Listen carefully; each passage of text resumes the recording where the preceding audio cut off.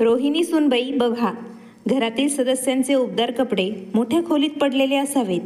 तुम्ही ते कपडे बाहेर काढा, धुवा आणि उन्हात नीट वाळवा. आता हिवाळा सुरू होणार आहे. अचानक एके दिवशी कोणाला तरी ते उबदार कपडे घालावेसे वाटले तर मग त्रास होईल. तिची सासू तिला ऑर्डर देताना म्हणाली. तेव्हा रोहिणी नुकतीच जेवण करून झोपायला तिच्या खोलीत आली होती. पण असं वाटत होतं जणू तिची सासू कामाच्या निमित्ताने तिच्या मागे लागली होती. रोहिणीलाही त्यांचे बोलणे ऐकून वाईट वाटले नाही, कारण तिला हिवाळा खूप आवडतो. ती हळूच म्हणाली, ठीक आहे मम्मी, मी फक्त उबदार कपडे धुण्यासाठी काढते. तिची सासू गेल्यानंतर तिने तिची सुटकेस उघडली, तिचे उबदार कपडे काढले आणि तिच्या वॉर्डरोबमध्ये ठेवली. तिची गुलाबी शॉल बघताच ती खूप भावूक झाली. ही शॉल तिच्या आजीची होती. असेच एकदा हिवाळ्याच्या दिवसात रोहिणी तिच्या आजोळी तिच्या आजीच्या घरी गेली होती. जेव्हा तिच्या आजीने तिला या हाताने बनवलेल्या शालीत गुंडाळले होते, हे पाहून रोहिणीला अतिशय आनंद झाला. परत येताना ती संकोच करत तिच्या आजीला म्हणाली, आजी, मला तुझी ही शॉल खूप आवडते, मी घेऊ का? त्यामुळे आजीने साहजिकच रोहिणीभोवती ती शॉल गुंडाळली. मग त्या शॉलीतल्या आजीच्या आठवणी, तो सुगंध अनुभवून रोहिणीला खूप आनंद झाला. कित्येक वर्ष उलटून गेली होती, पण आजही तिने तीच शॉल गुंडाळली की आजी तिला आपल्या मिठीत धरून तिला मिठी मारत आहे असे वाटायचे. आजीच्या प्रेमाने तिचे मन भरून यायचे. तिने ती शॉलीला छातीशी घट्ट मिठी मारली. तेव्हा तिची सासू ओरडली, अहो सूनबाई, झोपल्या आहात का? मी तुला उबदार कपडे धुवायला सांगितले होते. तेव्हा रोहिणीने घाईघाई तिच्या आठवणींच्या डब्यासह कपाटाचा दरवाजा देखील बंद केला आणि लगेच ती वर्तमानात परतली आणि खोलीतून बाहेर पडली. तिच्या सासूबाई त्या खोलीतून बरेच उबदार कपडे काढून तयारच उभ्या होत्या. इतके जास्त उबदार कपडे पाहून रोहिणी म्हणाली, मम्मी, हे सगळे कपडे मला एका दिवसात धुता येणार नाही, मी थोडे थोडे धुवून टाकेन. मग तिची सासू म्हणू लागली, कसं काय? सर्वांना एकाच दिवशी गरम कपडे हवे असतील तर तू आजच सगळे कपडे धु, मी तुला रात्रीचे जेवण बनवायला नक्की मदत करेल. आता रोहिणीला नकार देता आला नाही. आता तिने शांतपणे बाथरूममध्ये जाऊन सर्व उबदार कपडे धुण्यास सुरुवात केली. सर्व कपडे धुण्यासाठी तिला 3 तास लागले. संध्याकाळच्या चहाची वेळ झाली होती.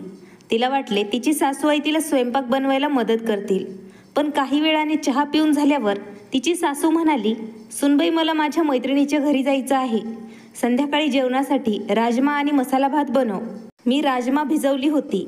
असे बोलून त्या काहीही न ऐकता घरातून निघून गेल्या. रोहिणी बरीच दमली होती, तरीही ती स्वयंपाक करायला स्वयंपाकघरात गेली. तिची सासू नेहमी असंच करायची. तिला मदत करण्याबद्दल त्या नेहमी तिच्याशी बोलायच्या. नंतर वेळेवर काहीतरी बहाणा करायच्या आणि तिथून निसटायचा प्रयत्न करायच्या. वरती त्या त्यांच्या सुनेला तिच्या खाण्यापिण्याबाबतही सतत अडवणूक करत होत्या. तिची सासू तिला नेहमी म्हणायची की सुनबाई बघ, आता तुझं लग्न झालंय, लग्नानंतर जर तू जास्त खाल्लं तर तू लवकरच जाड होशील, मग तुम्हाला तुमच्या गरोदरपणातही समस्या येऊ लागतील. रोहिणीला सगळं सहन होत होतं, पण काही खाताना किंवा पिताना कोणी काही बोललं तर तिला सहन होत नव्हतं. पण ती नुकतीच त्या घरात आली होती, त्यामुळे तिला सासूबाईंना उत्तर देता आले नाही. रोहिणीला त्या घरात येऊन आता 2 महिने झाले होते. आता हळूहळू हवामान बदलू लागले. थंडी पडायला लागली होती. हिवाळ्याच्या सुरुवातीपासून रोहिणीला तिच्या माहेरची आठवण येऊ लागली, कारण ती लहान असताना तिचे वडील तिला अनेकदा दुर्गापूजेच्या सुमारास गावी घेऊन जायचे. तिला आजीच्या गावी जायला खूप आवडायचं. आता हळूहळू कालांतराने आजी आजोबा या जगात नव्हते, त्यामुळे त्यांचे तिकडे जाणे कमी झाले होते. पण हिवाळा जवळ आला की रोहिणीला तिचे बालपण नक्कीच आठवत असे. याचसोबत तिला आजीच्या गावात खाल्लेले पदार्थही आठवले. आजी फारसे फॅन्सी पदार्थ शिजवत नसे. तिने जे काही शिजवले ते शुद्ध आणि ताजे होते. असं असलं तरी रोहिणीने पौष्टिक गावच्या जेवणाचा आनंद घेतला. त्यात घरी बनवलेल्या तुपाची वेगळीच चव होती. तिची आजी अनेकदा डाळ, भाज्या इत्यादींमध्ये 1 किंवा 2 चमचे तूप घालत असे. रोहिणी चपातीवर गरम तूप लावून 2-3 चपात्या खात असे. शहरात एकही चपाती न खाणारी रोहिणी तिला जास्त चपात्या खाताना पाहून खूप आनंद व्हायचा. रोहिणीची आई त्यांच्या आईकडे सतत तक्रार करायच्या की बघ आई, मी बनवलेल्या चपात्या जास्त खात नाही रोहिणी. मग आजी मला मिठी मारायची आणि म्हणायची की आजीच्या हातात हेच प्रेम आहे ना, म्हणूनच मुलगी जास्त अन्न खाते. आता ते सर्व खूप मागे राहिलं होतं. पण रोहिणी हिवाळ्यात तूप आवडीने खायची. एके दिवशी रोहिणी घर साफ करत होती. तेवढ्यात दारावरची बेल वाजली. तिने जाऊन दरवाजा उघडला तर तिचे मामा घरी आले होते. ती खूप खुश झाली. मामाला पाहून तिला आजीचे घर अजूनच आठवू लागले. असो, मामा संध्याकाळी निघून गेले होते. रोहिणी तिच्या बालपणीच्या आठवणीमध्ये मग्न होऊ लागली होती. तेवढ्यात तिला तिच्या सासूचा कर्कश आवाज आला. सुनबाई, तूप माझ्या आईवडिलांच्या घरून आले आहे. तूप थोडं गरम कर, लवंग घालून बरणीत भरून ठेव, त्यामुळे हे तूप वर्षभर टिकेल. हे ऐकून रोहिणी विचारातून बाहेर आली. तूप घेऊन आलेला माणूस चहा नाश्ता करून तिथून निघून गेला. रोहिणीने तूप गरम करून त्यात लवंगा घातल्यावर तुपाचा गोड सुगंध घरभर दरवळू लागला. रोहिणीला खूप छान वाटत होते. दुपारी जेवण बनवताना तिने भात, वरण आणि दोडक्याची भाजी केली होती. पण आज तिला भाजी खावीशी वाटली नाही, म्हणून तिने भाजी घेतलीच नाही आणि फक्त 2 चमचे तूप वरणात टाकले आणि खाली बसली. वरण आणि भात खात सोबत तिने घरी बनवलेल्या आंब्याच्या लोणच्याचा तुकडाही ठेवला होता. तेवढ्यात तिची सासू तिथे आली. सुनेच्या ताटात तूप तरंगत होतं. तूप तरंगताना पाहून तिच्या सासूला जरा राग आला. तेव्हा ती म्हणाली, अहो सुनबाई, एका दिवसात सगळं तूप पिणार आहात का? आणि एवढं घट्ट वरण पण घेतलं आहे. आमच्या घरात सुनेला एवढी मोकळीक मिळत नाही. सुनबाई, तू डाळीत 1-2 चमचे तूपही घालू शकत नाहीस. थांब, मी तुला दाखवते की सुनेने कोणती डाळ आणि कशी खावी. असं म्हणत सासूने सुनेच्या ताटातून डाळीची वाटी उचलली. मग तिने एका भांड्यात 2 चमचे डाळ टाकली आणि त्यात अर्धा ग्लास पाणी मिसळले आणि म्हणाली, सुनबाई, फक्त ही डाळ पाण्याची तुमच्यासाठी चांगली आहे. तोपर्यंत रोहिणी स्तब्ध होऊन सर्व काही पाहत होती. तेव्हा सुनेने सडेतोड उत्तर दिले. ती म्हणाली, मम्मी, मी अशिक्षित मूर्ख नाही, मी शिकलेली आहे. हे कदाचित तुम्ही विसरत आहात. मी फक्त तुमच्या मुलाच्या कमाईवर अवलंबून नाही. मी स्वतः नोकरी करू शकते. मला वाटत आहे हे घर सांभाळण्याच्या प्रक्रियेत मी सध्या स्वतःकडे जास्त लक्ष देत नाहीये. माझ्या खाण्यापिण्यावर बंधने तुम्ही घालू नका. जर तुम्हाला माझे खाणेपिणे इतके चिडखोर वाटत असेल तर मी एक काम करते. एक नोकरीसाठी मी अर्ज करते. त्यानंतर नोकरी लागल्यावर मी माझ्या कमाईतून तूप विकत घेईन आणि खाईन.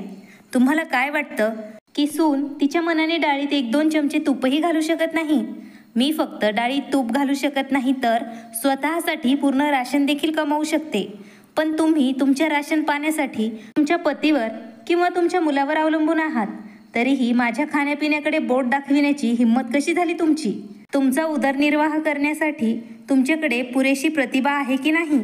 तुम्ही पण या घरची सूनच आहात ना, आणि पहिल्यापासूनच तुमच्या खाण्यापिण्यासाठी नवऱ्यावर अवलंबून आहात.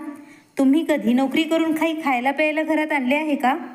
हे प्रामाणिक उत्तर ऐकून तिची सासू अचानक विचारात हरवली. नवीन सून तिला असे उत्तर देईल असे त्यांना वाटले नव्हते.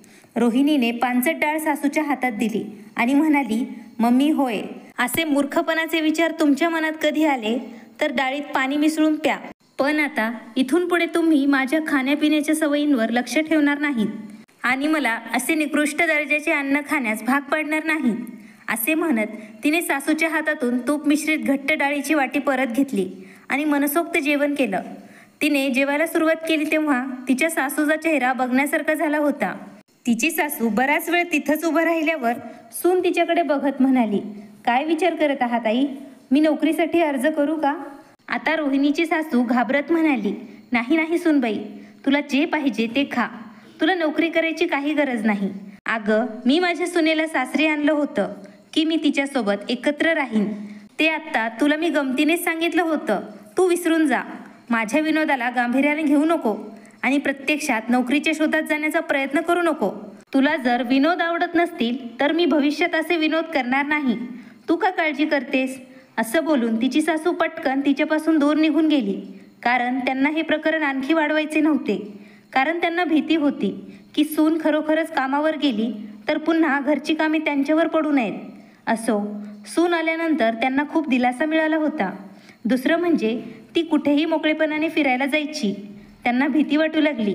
कुटुंबाची जबाबदारी हल्ली तिच्यावरच असते. मग सुनबाई जे काही खातात आणि पितात ते खाण्यापिण्याचा हक्क तिला का नाही? तर मित्रांनो, तुम्हाला ही कथा कशी वाटली? कृपया कमेंट करून सांगा. कथा आवडल्यास लाईक, शेअर आणि सबस्क्राईब करायला विसरू नका. Thanks for watching.